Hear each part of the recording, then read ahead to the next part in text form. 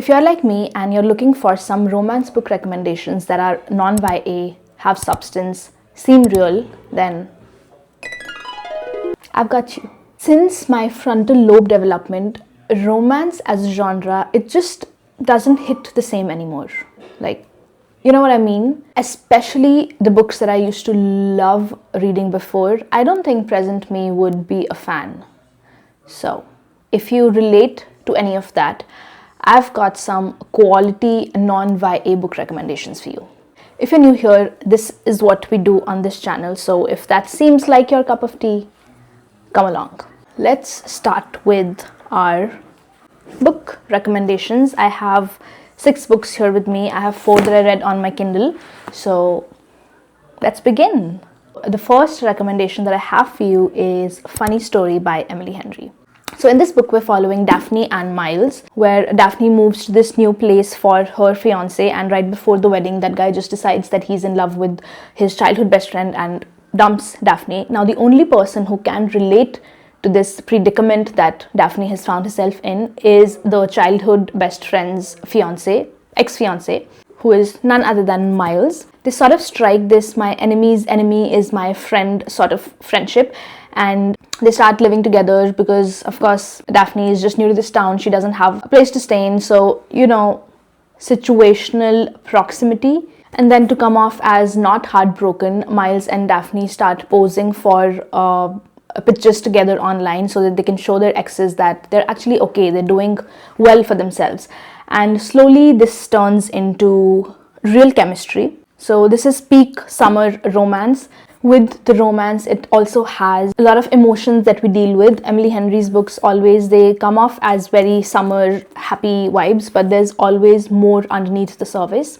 I actually found Miles very annoying towards the start. I was just, what is he doing? And he was not very present towards the start as well. Miles and Daphne, they were doing sort of around the clock job, so they never really ran into each other, but then slowly they start talking and, developing a friendship, which turns into, of course, a love story. So absolutely love it. If you're looking for a sunny, cozy opposites, but opposites in a way that they actually understand each other, this is the book for you.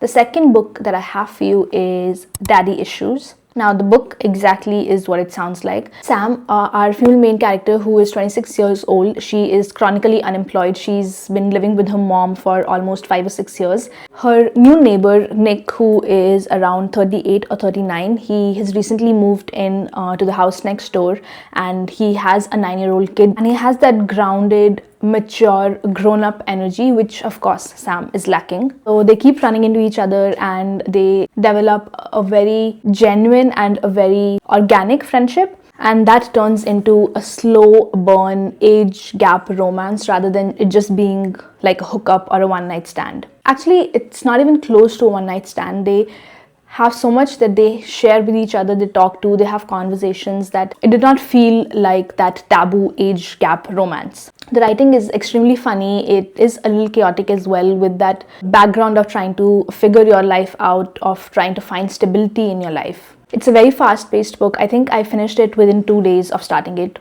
And there was this one scene which I loved so much. It was not actually like a romantic scene, but Sam here is taking care of Nick's daughter. I think she's babysitting her for one night. She's not actually a babysitter, but she's just agreed because Nick had a work emergency. One thing about Sam is that she, of course, has daddy issues. Her dad just ran off with someone. Both of them used to do a thing together where they used to collect comic books. So Sam has this full boxes of comic books stored in her room that she's extremely protective of, because she thinks that one day her dad is going to come back and she needs to save this for him, because that is sort of thing that still is tying them together. So Nick's daughter, she's just playing around, and when Nick comes back to pick her up, Sam realizes that the daughter has sort of messed up one of the comic books, and she gets really mad and she sort of shouts at the daughter, and Nick's like, that scene, he puts his foot down and he's like, don't shout at my kid. That scene was so nice, even though, this is a romance and you're interested in the girl, but you still have those boundaries. That was really fun to read. It was very mature, written very well. It was very tasteful. Even though it is an age gap romance, it doesn't come off as tacky at all. So if that sounds like a cup of tea, definitely pick this one up.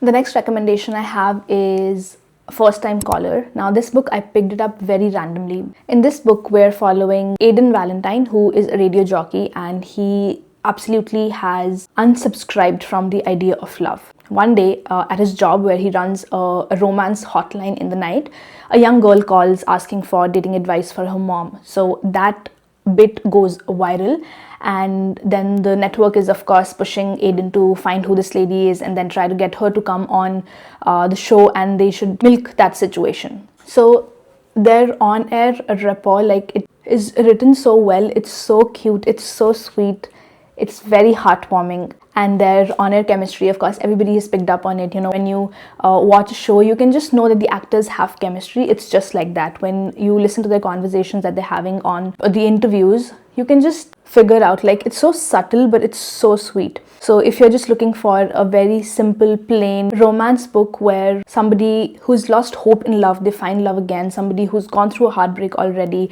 a divorce, they find solace in a new person, this is a very well written book. You will absolutely love it. The next book is Nora Goes Off Script. In this book, we're following Nora, who writes feel-good movies for a network. When she recently goes through a heartbreak in her own life where her husband just ups and leaves, she tries to draw inspiration from that and write a script which is very different than what she's usually written. That script is picked up by a really big network, and they want to show the movie, but they want to do it at her own house. So the cast members, the entire team shows up at her house, and they start the shooting of the movie. And the actor who is playing Nora's husband in the movie is Luke. After they wrap up the shooting for the movie, Leo just comes back to her house, and he offers to pay Nora $10,000 in exchange for her letting him stay at her house for 10 days or so, 2 weeks, I think. And Nora, of course, you know, she is not in any position to say no to money, so she says yes. And then we just get into this genre of what if my quiet, unglamorous life just got hit by magic all of a sudden. The book is very soft, it's very warm, it's written really well. It's also very short, so you can finish it like this. The conversations that Nora and Leo have, the conversations that Leo has with Nora's kids, all of it is just overall done really well. It's a very holistic movie. Like, you would leave this book feeling very warm, very satisfied. So if you have any fantasies of a movie star showing up at your house and living in your house for 2 weeks, read this one up.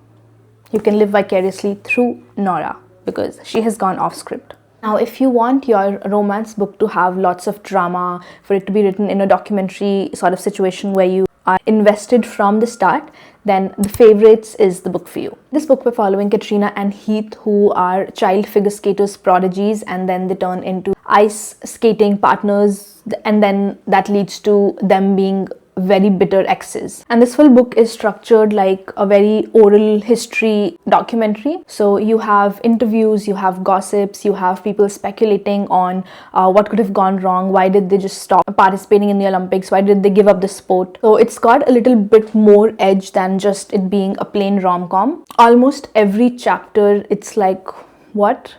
Like, and the book is written so quick, like the chapters like just go by like that, because some of them are written as interviews, some of them they're playing old footage of them, so it's overall just packed with drama. But of course, at the heart of it, there is a romance between our main characters, but there's so much more to it. I was entertained through and through when I was reading this book. So this could be a great palate cleanser if you want something with a little bit more bite. The next book that I have is The Bromance Book Club. Now, imagine big 6'5", humongous baseball players coming together and reading romance novels and discussing them. These baseball players having a romance-only book club. That is the premise of this book. The premise sounds ridiculous, but the execution is so tender.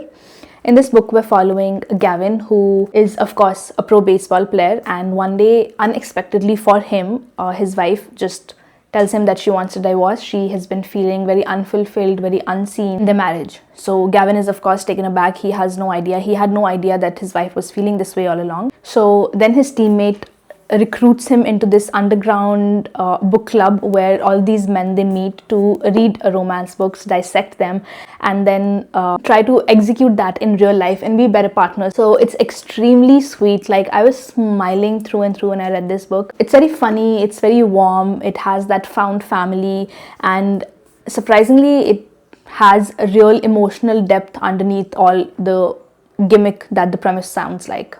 So a very quick, fast-paced read, and if that premise interests you, definitely pick this one up. You will not regret it. If you're a fan of second chance romances, I have the Ex-Vows for you. In this book, we're following Georgia and Eli, who were really close friends when they were teenagers, and then they eventually fell in love in their 20s, and then broke apart under the weight of Eli's job and a lot of unspoken resentment. They've not met each other since then, but then 5 years later, both of them meet again for the wedding of their mutual friend. A week before the wedding, the venue burns down, so both of them have to come together and try to salvage this situation. So they have to run errands, they have to share a room together, they have to relive their old memories because all of their friends have come together again. So it's a wedding disaster, chaos, plus this unresolved ex tension, and of course they don't have any closure from the time that they broke up. So a lot to unpack here. So if you like to see a little bit of a growth in the personal life of our main characters as well, other than it just being about finding their way to each other, pick this one up. Take it from me, you will love it. Now we'll switch genres a little bit. It is still romance, but it has a little bit of magical realism in it. So the next book is The 7-Year Slip. Now the premise of this one as well is so interesting. Clementine, our main female character, she has inherited this place from her late aunt. So she starts living there, and then she finds out that sometimes that apartment transports her 7 years into the past, where she meets our male main character, whose name I can't remember. It's not written in the back. So how that happens, how they deal with it when she's just transported in the back, that is for you to find out when you read it. But the romance in this book is complicated when the same guy who she goes back and meets in the past, he is a renowned chef now in the present, and of course he does not remember who she is. You've got that confusion there in the middle. You have that factor of how they deal with moving in the past, how the guy who used to live there before her aunt sort of reacts to when this girl just shows up at her house. So it's very whimsical, it's very dreamy. It has that heartbreak element as well, because of course you fall in love with a guy who lives in the past and he does not remember you in the present, and all of this while you're grieving your aunt's death. So packed with emotion, but a absolute dreamy setting, this one. The next one that I have, which is not very rom-com-y, but it's a little bit more slower, more introspective, has more depth. That book is romantic comedy.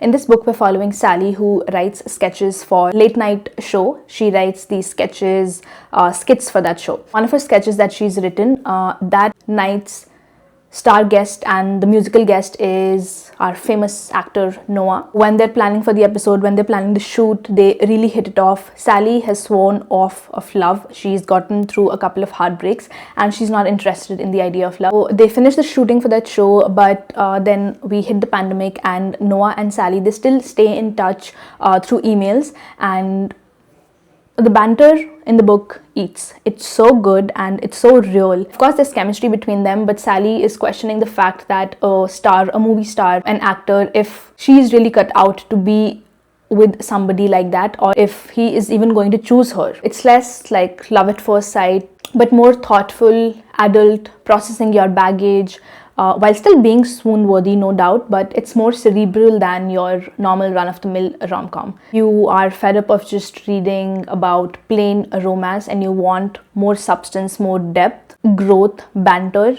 This is the book for you. The last book that I have for this video, again, who am I without an Emily Henry recommendation?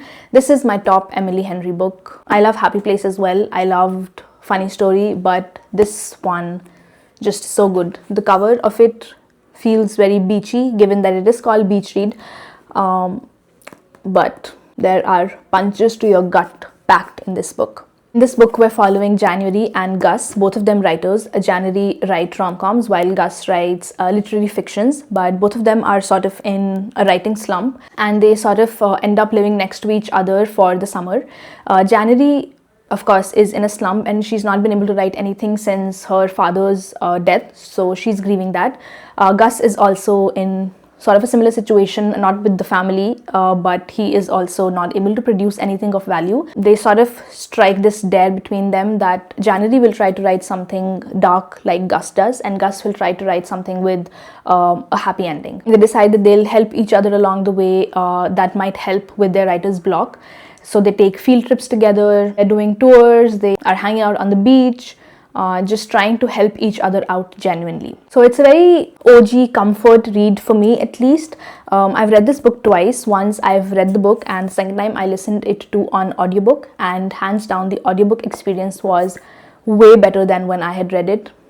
I don't know, it's very rare for me to say. I don't think I have ever said that listening to an audiobook was better than reading the book. In the last part of it, January is reading some letters from her dad, and that part, when I read it, yeah, it was really sad. But when I listened to it on audiobook, it broke my heart.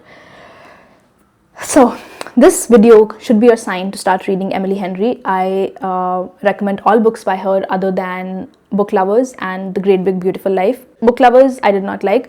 Great Big Beautiful Life I DNF'd, so maybe I would give it another chance later, but right now it's not for me. 2 Emily Henry books if you have to pick up: Beach Read for sure, Funny Story, and Happy Place.